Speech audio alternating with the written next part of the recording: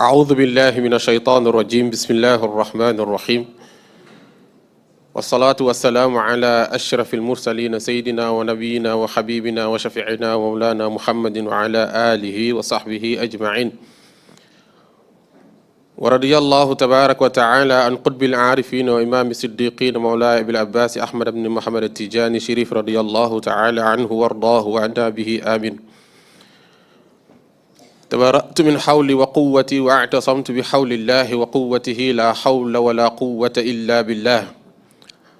أما بعد. السلام عليكم ورحمة الله تعالى وبركاته.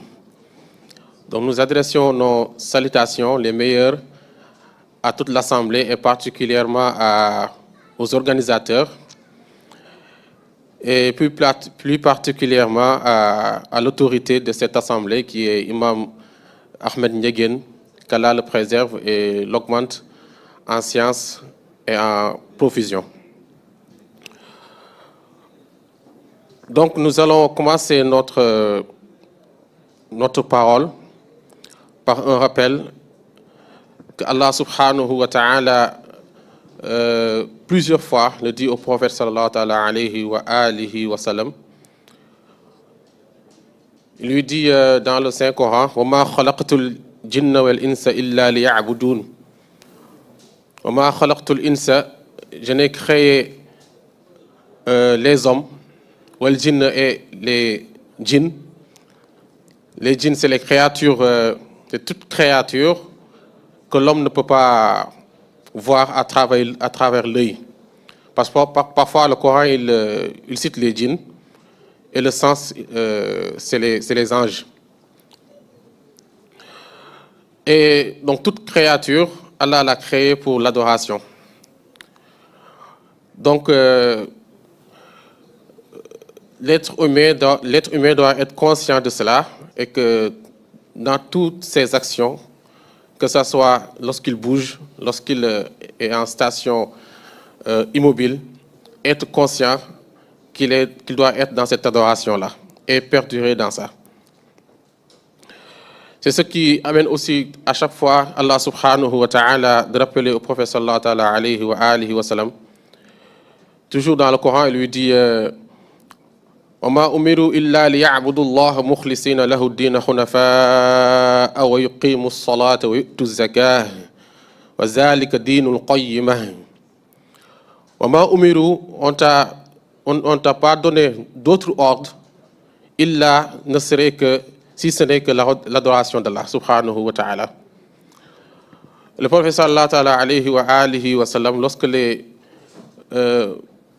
mécréants de Quraysh lui ont dit mais pourquoi est-ce que tu abandonnes nos idoles, pourquoi est-ce que tu délaisses notre Allah, parce qu'eux ils connaissaient Allah, parce qu'ils disent ma na'buduhu illa liyuqarribuna ila Allah zulfa. Ils disent qu'ils adorent ces idoles juste pour que ça soit un moyen pour accéder à Allah. Donc eux ils connaissaient Allah mais ils faisaient du shirk. Et le prophète sallallahu alayhi wa alihi wa sallam leur a répondu, il leur dit قل إني أمرت أن أعبد الله مخلصا له الدين وأمرت لأن أكون أول المسلمين.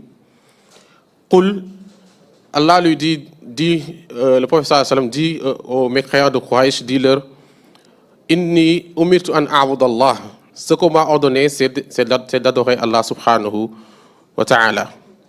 مخلصا له الدين et d'avoir une intention sincère et de purifier cette religion, c'est-à-dire cette manière de vivre. Parce qu'à chaque fois, lorsque le Coran nous parle de din, c'est la manière de vivre du musulman dans la société. Ça ne s'arrête pas seulement à la prière, sortir la zakat, ou bien assister à la wazifa, mais c'est la manière que le musulman doit vivre dans la société. Et ça, c'est ce que ça signifie, le din. Et Allah aussi me demande d'être parmi les musulmans, parmi ceux qui sont devant. Voilà. Donc c'est ce que Allah subhanahu wa ta'ala nous dit. Donc ça, c'est un rappel qu'on doit toujours avoir en conscience, que toutes nos actions sont contrôlées par Allah et que nous sommes sur la terre pour l'adoration et pas pour autre chose. C'est dans ce sens que Sayyidina Omar radiyallahu ta'ala anhu, dans un hadith qui est rapporté dans le Sahih de l'imam al-Bukhari rahimahullah ta'ala et dans le Sahih de l'imam Muslim rahimahullah ta'ala, il dit innama al-a'malu bin-niyyat wa innama likulli imri'in ma nawa faman kanat hijratuhu ila Allah wa rasulihi fa hijratuhu ila Allah wa rasulihi wa man kanat hijratuhu lid-dunya yusibuha aw imra'atan yunkihuha fa hijratuhu ila ma hajara ilayhi. Sayyidina Omar radiyallahu ta'ala anhu rapporte du prophète sallallahu ta'ala alayhi wa sallam que toutes les actions ne valent que par leur intention et que l'homme, il a de son action ou bien de ses actions que l'intention qu'il avait à la base. Si c'était pour faire le voyage, la hijra, pour se marier à une femme, Allah va lui faciliter ce chemin-là. Et si c'est pour la dunya, Allah aussi va lui faciliter la dunya.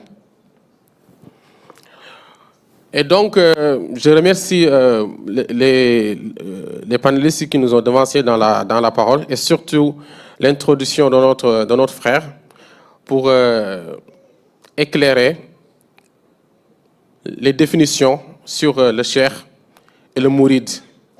Parce que d'habitude, ce sont des termes qu'on utilise, mais qu'on ignore la signification. Tout à l'heure, il a parlé de Cheikh Omar radiyallahu ta'ala anhu dans les Rimah, lorsqu'il parle de la recherche du mourid de l'eau. En fait, lorsqu'il parle de l'eau, il ne parle pas de H2O. Mais ce sont des termes que les soufis, eux, ils connaissent. Et que la personne qui est en dehors de ce cadre, vite fait, on peut détecter qui est qui. Il ne suffit pas d'être très intelligent ou bien de lire beaucoup de livres pour qu'on sache, pour comme dit mon frère Moussa, pour dribbler. Voilà. Dès que la personne parle, on sait qui est qui. Voilà.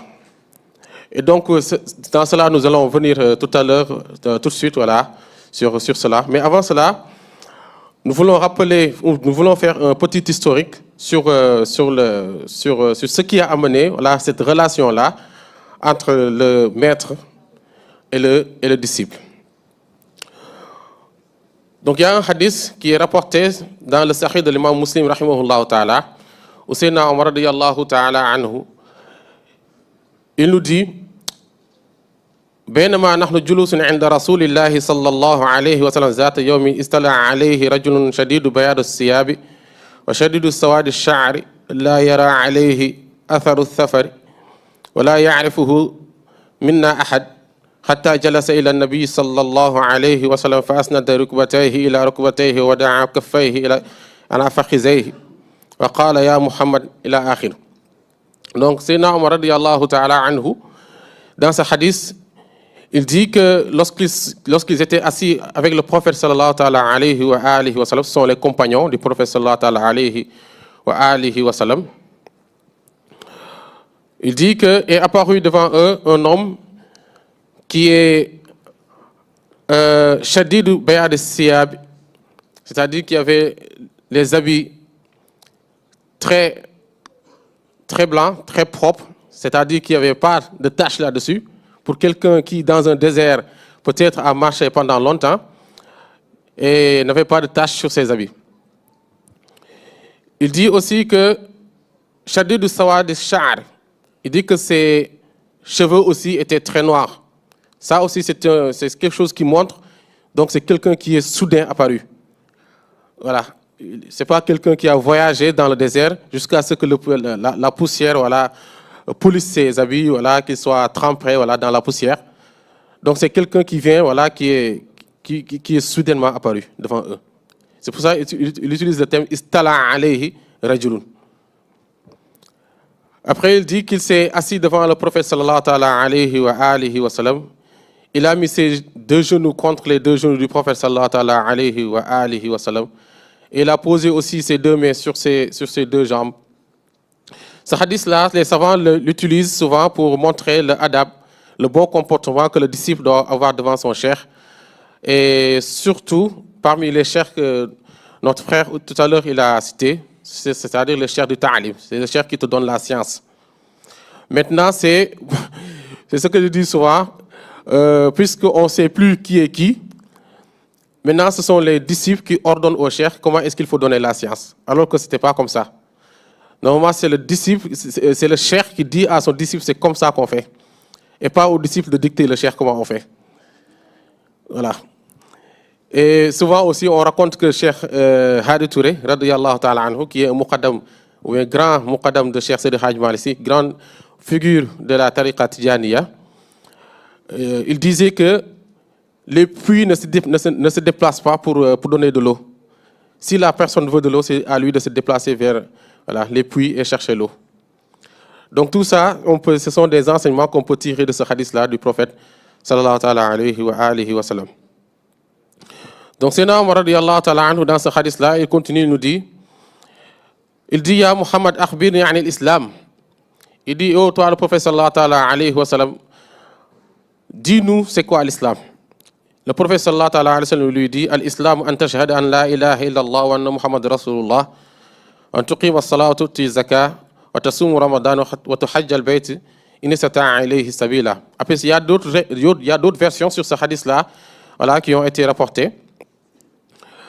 Mais nous, c'est comme ça qu'on l'a appris, voilà, donc on préfère cette version-là. Il dit, le professeur sallallahu lui dit, l'islam c'est d'attester qu'il n'y a pas un ilah, quelqu'un qui est digne d'être adoré, parce que comme on l'a dit tout à l'heure, eux, ils connaissaient Allah. Donc le professeur sallallahu lui dit, il n'y a pas quelqu'un qui est digne d'adoration à part Allah. Et que le prophète sallallahu alayhi wa sallam, Muhammad, est l'envoyé d'Allah. Parce qu'on peut être un messager et sans être envoyé. Le messager, c'est quelqu'un qui a reçu un message et il peut ne pas être envoyé. Voilà. Et le Rasoul, donc, c'est quelqu'un qui a un message, mais qui a aussi reçu l'ordre de le transmettre. Donc, c'est un envoyé. Après, il lui dit, Watuqimu salah, était aussi de faire l'office de la prière, ce sont les 5 prières, de sortir la zakat avec les 2 chartes qu'on connaît. Après, ça dépend aussi des types de zakat. Watasum Ramadan, et de jeûner le mois du Ramadan. Watuhajj al-Bayt, et aussi d'aller à la Mecque pour le grand pèlerinage. Donc ici, il lui a donné les piliers de l'islam.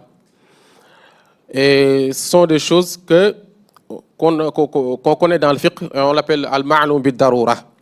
C'est-à-dire, ce sont des choses que tout musulman est censé savoir.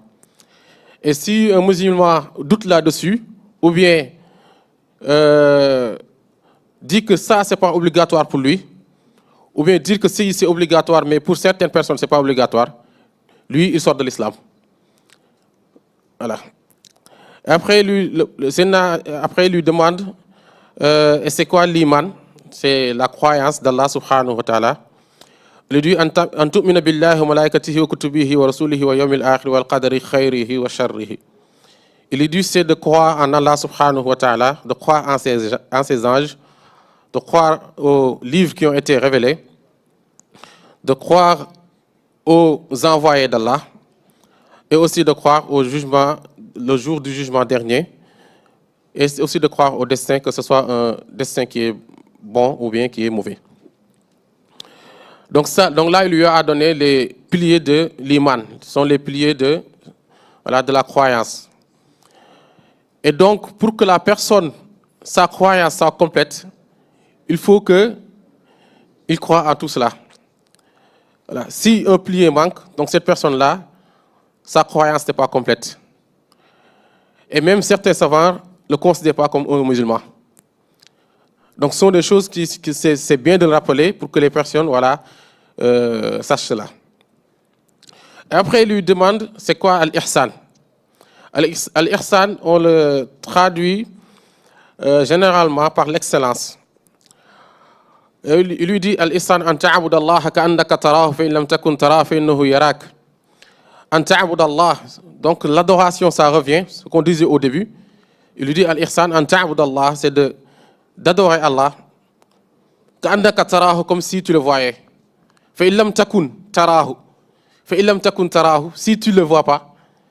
Fa innahu yarak, et lui il te voit. Et certains soufis, eux ils le traduisent par fa in lam takun. Et lorsque tu n'es plus, c'est-à-dire lorsque tu n'es dans le fana, tarahu, là tu vas le voir. Donc ça, c'est un sens qui est encore plus profond. Donc là, on a les trois dimensions du din, voilà, de la manière de vivre du musulman dans la société, c'est-à-dire l'islam, l'iman et l'ihsan.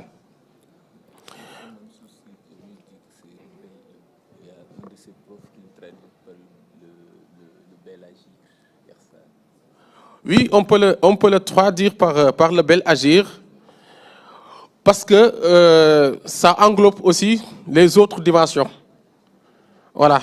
Mais en fait, là, parce que dans ce hadith, à chaque fois, le prophète sallam, dans l'islam et dans l'iman, à chaque fois c'est dans Jibril, parce qu'après il lui dit que c'est dans Jibril qui est venu pour vous enseigner votre religion. Mais si on regarde bien, dans ce hadith-là, à chaque fois que le prophète sallam il répond, c'est dans Jibril lui dit Sadaqt, tu as dit la vérité. Sauf dans ce dernier point-là qui est Al-Ihsan. Il ne lui a pas dit que Sadaqt. En fait, ça c'est quelque chose qui montre que ce n'est pas une dimension qui est atteignable par tout le monde. Voilà. Et que ce n'est pas quelque chose qui est très obligatoire.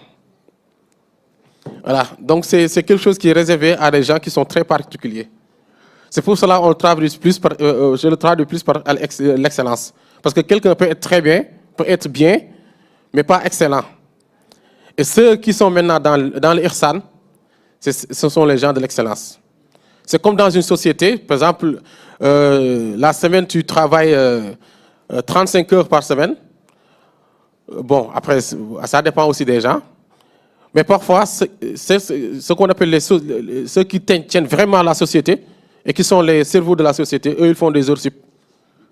Parce qu'eux, ils sont dans l'excellence. Ils ne sont pas contraints par ces 35 heures. Voilà. C'est pour cela. Et donc, dans le ihsan, il faut savoir déjà que eux, les sahaba, c'est-à-dire ceux qui ont cru au prophète sallallahu alayhi wa sallam et qui l'ont rencontré, parce que c'est ça la définition du sahaba. Après, il y en a qui l'ont cru mais qui ne l'ont pas rencontré, comme Uways al-Qarni. Donc ceux-là, on les appelle les muhadramoun. Voilà, dans la science du hadith, ceux-là, voilà, on les appelle les muhadramoun. Et donc, eux, les sahaba, radiyallahu ta'ala anhum, eux, ils étaient dans cette station-là de Al-Ihsan. C'est-à-dire, ils étaient éduqués par le plus grand maître spirituel de tous les temps, et qui est l'irrigateur de tous les maîtres spirituels, c'est-à-dire le prophète sallallahu alayhi wa sallam. Donc, parmi ces sahaba-là, il y en avait qui avaient leur propre tariqa, c'est-à-dire leur propre éducation spirituelle. Et en fonction de chaque sahaba aussi, le prophète sallallahu alayhi wa sallam utilisait des méthodes différentes, voilà, pour son ascension spirituelle. Parce qu'il y a l'éducation spirituelle, qui est la tarbiya, et ça c'est le maître, c'est le cheikh at-tarbiya qui se charge de ça. C'est-à-dire, le maître spirituel, il se charge d'inculquer et de faire porter le disciple les bons comportements du prophète sallallahu alayhi wa sallam. Mais ce n'est pas de sa responsabilité de faire évoluer le disciple. C'est-à-dire de lui faire percer les stations spirituelles. Ça, c'est un autre cheikh qu'on appelle un cheikh at-tarqiya.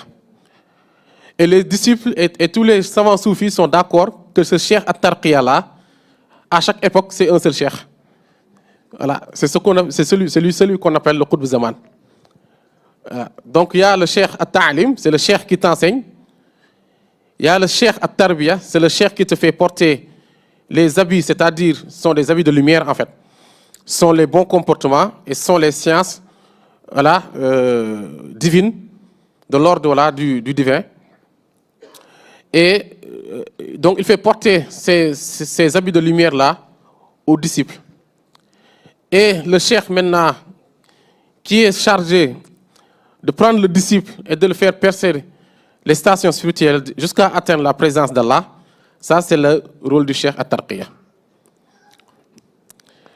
Et on va venir voilà, sur ces types de cheikhs-là dans la tariqa Tidjaniya, parce que ce n'est pas pareil. Voilà. Et donc, pourquoi est-ce que les Sahaba, eux, ils étaient dans cette tariqa-là? Et la tariqa, si on la définit, c'est donc un cheminement spirituel avec un maître connecté, c'est-à-dire un maître qui est authentique. Donc lui, il chemine avec le disciple, qui le voit comme un cheikh. Donc pour réaliser la station de Al-Ihsan, qu'on disait tout à l'heure. Voilà, c'est-à-dire d'adorer Allah comme si on le voyait. Et dès qu'on atteint l'extinction, c'est-à-dire le dépouillement, là on pourra le voir. Voilà. Et accéder donc à la haqiqa, c'est-à-dire accéder aux réalités spirituelles. Parce qu'il y a ce qu'on appelle al-haqiqa, c'est-à-dire ce sont les réalités, et al-ard, c'est-à-dire ce sont les événements, ce sont les phénomènes. Voilà, comme les couleurs. Par exemple, si on dit que telle chose est verte, ou bien telle chose est jaune, ou bien telle chose est grande, ou bien telle chose est très large, ça sont des phénomènes, ça peut disparaître. C'est différent de la réalité. La réalité ne disparaît jamais. C'est pour ça qu'on dit al-haqiqatu la yatabaddal. Voilà. Les réalités ne changent pas. Mais maintenant, après, ces réalités-là ont des manifestations. C'est ce qu'on appelle les atajalli. Ce sont les manifestations donc, de la réalité. Donc, cette manière d'éduquer du prophète sallallahu alayhi wa sallam à ses compagnons, c'est ce qu'on appelle at-tariqatul oula. C'est le cheminement ou bien le premier chemin. Voilà.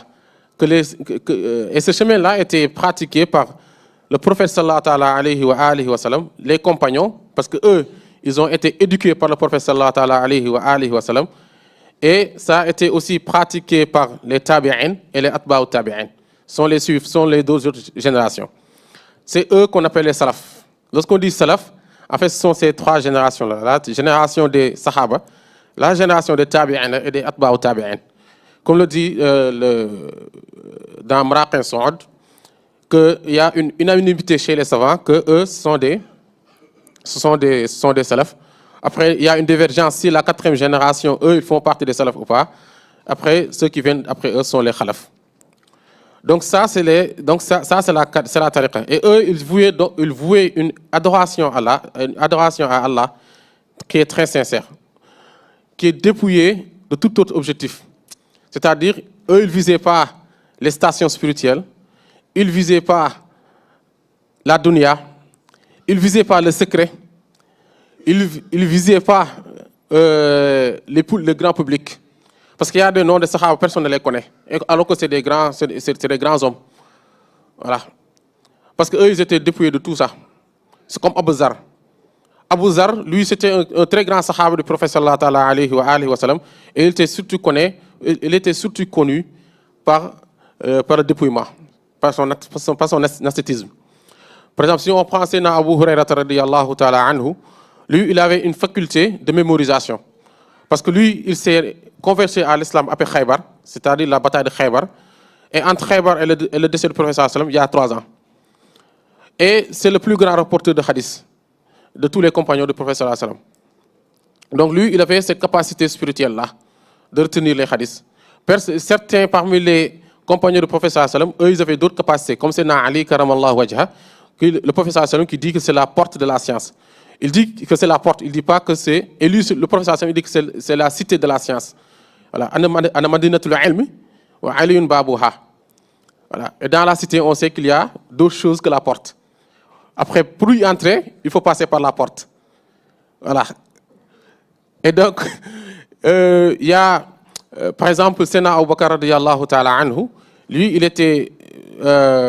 il s'est remarqué, voilà, par la proximité du prophète sallallahu alayhi wa sallam. Sena Omar radiyallahu ta'ala anhu, par la défense de la religion et aussi par la bravoure. Et d'autres compagnons, voilà, comme Sayyidina Ousmane radiallahu ta'ala anhu, lui, il s'est démarqué par la pudeur et voilà, la générosité. Donc tout cela, eux, ils le faisaient que pour Allah et pas pour d'autres objectifs. Et après cela, les gens ont été conscients qu'en fait, eux là, les Atba'u Tabi'in là, eux, ils ont quelque chose de très particulier.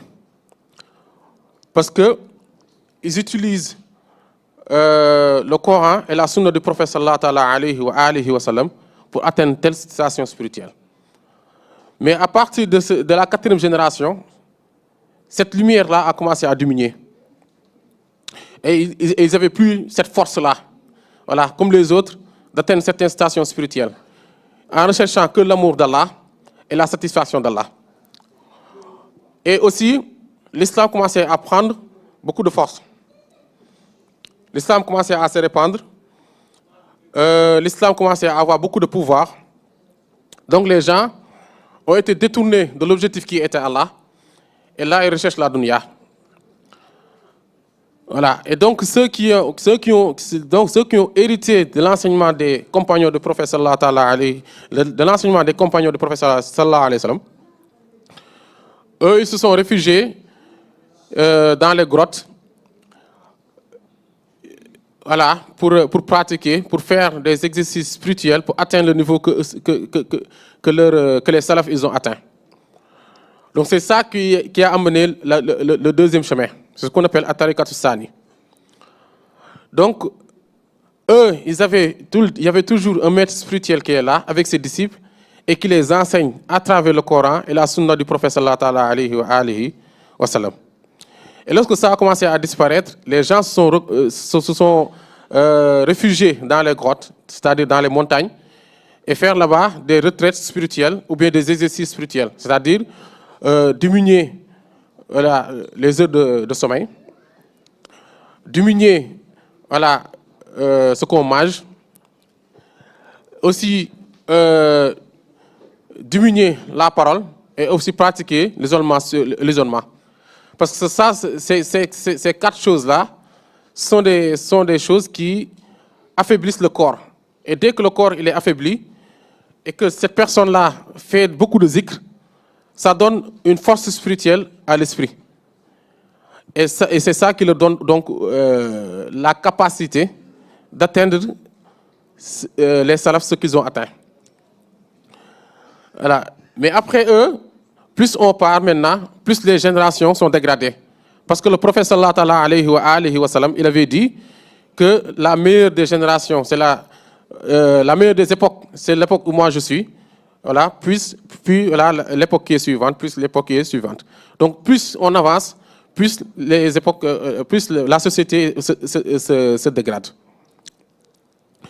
Et donc, dans cela, il y a des gens qui sont mal intentionnés, qui portent les mêmes habits que les véritables cheikhs ils portaient, qui ont des chapelets que les véritables cheikhs ils portaient, ils avaient. Après, si c'est notre société, donc ils achètent voilà, les parfums les plus chers. Ils portent les bonnets comme les véritables cheikhs ils le portaient. Par exemple, c'est pas une critique, mais c'est juste pour prendre conscience aux gens. Il y en a certains, ils portent un bonnet et ils choisissent une couleur. Si on leur demande pourquoi est-ce qu'ils ont choisi tel bonnet et telle couleur, ils ne le savent pas. Alors que tout ça a des significations dans le tasawwuf. Voilà. Donc eux, ils faisaient rien, les salafs, ils faisaient rien par hasard. Mais c'est ceux qui sont venus après, en les imitant, là ils ont commencé à mélanger les choses. C'est pour cela, l'imam Az-Zarruq, radiyallahu ta'ala anhu, avait dit, donc au 8e siècle, tout à l'heure, mon frère il a parlé du 4e siècle, donc c'est là où a commencé la dégradation. Mais l'imam Az-Zarruq, au 8e siècle, lui, il avait dit que cette manière d'éduquer spirituellement les gens, à travers l'exercice spirituel, ça a disparu depuis 3 ans. Donc, ce n'est pas une méthode qui est très efficace. Et ça amène beaucoup de dérives. parce que ça amène que les gens ne respectent plus la charia du prophète sallallahu alayhi wa sallam. Et aussi, ils ont une méconnaissance totale de la sunna du prophète sallallahu alayhi wa sallam. De telle sorte que quelqu'un, si on lui parle des hadiths du prophète sallallahu alayhi wa sallam, il n'est pas ému. Ou bien si on parle du Coran, c'est comme si là, on discutait avec lui de choses ordinaires. Mais lorsqu'on parle, par exemple, de Cheikh Omar, il est en transe. Ou bien lorsqu'on parle de Cheikh Seydi Hadj Malick Sy radiyallahu ta'ala anhu, voilà, il ne peut plus se retenir. Ça, c'est une maladie qui est dans le cœur et que la personne doit tout faire pour sauver cela. Et donc, jusqu'à l'avènement de Cheikh Ahmed Tidjani radiyallahu ta'ala anhu, à l'an 1150, où le prophète, donc là, c'est l'année de sa naissance. Donc lui, il avait suivi ce deuxième chemin-là de l'évolution spirituelle, jusqu'à atteindre la grande ouverture spirituelle à travers la tariqa al-Khalwatiya. Et là, il avait l'âge de 47 ans. Et là, le prophète sallallahu alayhi wa sallam lui dit quelque chose de très important. Il lui dit, délaisse tous les tariqas que tu avais, ou bien toutes les autorisations que tu avais, et à partir d'aujourd'hui, c'est moi ton maître spirituel. Il dit qu'en fait, j'ai jamais cessé d'être ton maître spirituel. Et donc, dans cette tariqa tidjaniya, avant de conclure et voilà, peut-être résumer une partie, voilà, de cette relation-là, pourquoi on a fait tout ce discours-là, on va le dire après, Inch'Allah. Mais, par exemple, si on regarde le rimah, parce que le thème c'est ça, on dit comprendre la relation entre le cheikh et le disciple à travers le rimah. Mais il y a certains, par exemple dans la tariqa tidjaniya, ils disent que le rimah, on ne peut pas le considérer comme un livre de la tariqa. Pour répondre à cela, on va répondre la même chose pour le Jawahir al-Ma'ani. Parce que lorsque Cheikh Tidjani radiyallahu ta'ala anhu, il a reçu l'ordre du prophète sallallahu alayhi wa sallam de donner l'ordre à Cheikh Seydi Ali Harazim radiyallahu ta'ala anhu d'écrire le Jawahir al-Ma'ani, à un moment, le prophète sallallahu alayhi wa sallam lui a dit d'arrêter. Parce que les gens, ils continuaient à pratiquer le deuxième chemin. Alors que le prophète sallallahu alayhi wa sallam, il a amené cette tariqa-là, c'est-à-dire la tariqa tidjaniya, il lui dit, c'est une tariqa qui vient réformer le chemin spirituel. C'est-à-dire de faire revenir, lui, le prophète sallallahu alayhi wa sallam, sa manière d'éduquer les compagnons. Il lui dit, voilà, c'est cette manière-là qu'il faut faire revenir. Voilà. Et donc, ne pas rester dans ce deuxième chemin-là parce que ça amène beaucoup de dérives. Et c'est le chemin le plus sûr, le plus rapide et le plus sécurisé. Voilà. Et donc, dans le Jawahir al-Ma'ani, c'est pour ça qu'on dit que c'est un livre qui a beaucoup de zawq, voilà, qui a beaucoup de goût spirituel. En fait, ceux qui le lisent beaucoup, eux, ils ont une compréhension du deuxième chemin. Ils n'ont pas une compréhension de comment est-ce que le prophète sallallahu alayhi wa sallam, il éduquait les compagnons. Ils n'ont pas cette conscience-là. Eux, ils sont toujours dans les secrets, voilà. Maintenant, c'est quel nom que tu zikres. Voilà, moi, je sais, il m'a donné, voilà. Eux, ils sont toujours dans ça. Au lieu d'être dans ce que le prophète sallallahu alayhi wa sallam leur a demandé d'être. Voilà. Donc, l'objectif, c'est ça. C'est pour cela qu'on a introduit la manière d'éduquer du prophète sallallahu alayhi wa sallam. En fait, c'est cette manière-là que le prophète sallallahu alayhi wa sallam a demandé à Cheikh Tidjani d'éduquer ses disciples. C'est pour cela aussi, à un moment, il a dit à Cheikh Ahmed Tidjani radiyallahu ta'ala anhu de demander aux disciples de brûler le Jawahir al-Ma'ani. Après, c'est pour habituer les disciples au deuxième chemin. Et après cela, lorsque tous les compagnons de Cheikh Tidjani radiyallahu ta'ala anhu étaient donc dans ce que le professeur il voulait, là il a redonné l'ordre à Cheikh Tidjani de dire à Seydi Ali Harazim radiyallahu ta'ala anhu de faire revenir la Jawahir al-Ma'ani. Et donc, pourquoi est-ce que dans notre société actuelle, beaucoup de gens aussi restent dans ce deuxième chemin-là?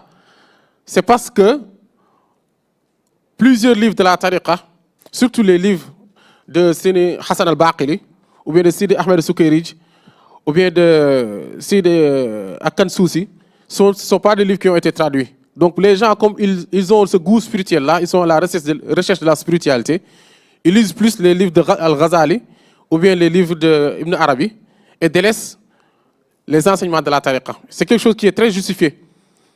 Voilà, et c'est aussi quelque chose de très naturel. Mais heureusement, voilà, ces temps-ci, il y a un travail qui est en train d'être fait, voilà, sur les traditions, et j'espère aussi, voilà, que beaucoup de gens vont revenir sur ce cheminement-là du prophète sallallahu alayhi wa sallam. Et donc, pour terminer, on va terminer sur les types aussi, parce que mon frère il a tout dit sur la relation, voilà, entre le cheikh et le mourid. Et dans cette tariqa-là, on a trois choses. La première, c'est le cheikh, qui est Cheikh Tidjani radiyallahu ta'ala anhu. Et le deuxième, une deuxième autorité spirituelle dans cette tariqa, c'est le khalif. Et le khalif, c'est quelqu'un qui a reçu l'autorisation de Cheikh Ahmed Tidjani pour être son lieutenant et de disposer des capacités que Cheikh Tidjani radiyallahu ta'ala anhu il avait. Voilà. Et aussi il y a le muqaddam. Le muqaddam, c'est quelqu'un qui a été mis devant par le khalif et qui a reçu une autorisation. Mais pour que cette autorisation soit valable, il faut deux choses. Il faut une autorisation qui est sûre et certaine, et il faut aussi la martaba. C'est-à-dire il faut le niveau spirituel. Si un des deux fait défaut, cette ijaza-là, on peut l'appeler une ijaza, mais cette ijaza-là ne fonctionne pas. Et donc, il est de la responsabilité de tout un chacun, ou bien de l'aspirant, ou bien voilà, qui veut cheminer spirituellement, de chercher donc le maître qui a une autorisation sûre et aussi qui a le niveau spirituel pour lui éclairer son cheminement. Et aussi pour les disciples, pour les types de disciples dans cette tariqa, il y en a deux. Il y a celui qui a pris le wird et donc lui il pratique la tariqa zahir qui est dans le wird, c'est-à-dire le lazim, le wird, c'est ce qu'on appelle le wird, la wazifa et la khaddatul juma. Et aussi, donc lui il est dans cela, lui il respecte, c'est quelqu'un qui respecte tout ça. Voilà. Et il y a l'autre qui est le cheminant, c'est ce qu'on appelle le salik dans cette tariqa. C'est lui qui a la philosophie de la tariqa. Voilà. Et lui, il a donc cette philosophie-là des gens de la première génération. Comment est-ce que le prophète sallallahu alayhi wa sallam, il éduquait les compagnons, et comment est-ce que c'est la même chose que Cheikh Tidjani radiyallahu ta'ala anhu, il pratiquait avec ses propres compagnons. Donc, c'est le temps qui nous a voilà, contraints. Mais on remercie notre frère, voilà, qui a bien aussi appuyé cette relation-là entre le cheikh et le mouride. On voulait juste voilà, partir sur une historique et expliquer comment est-ce que ça s'est mis en place, et surtout que les gens aient conscience de cette forme-là qui est la forme d'éducation du prophète sallallahu alayhi wa alihi wa sallam. Wa akhiru da'wana alhamdulillahi rabbil alamin. Wa salatu wa salamu ala sayyidina Muhammadin wa alihi wa sahbihi ajma'in. Subhana rabbika rabbil izzati amma yasifun wa salamun ala mursalin walhamdulillahi rabbil alamin.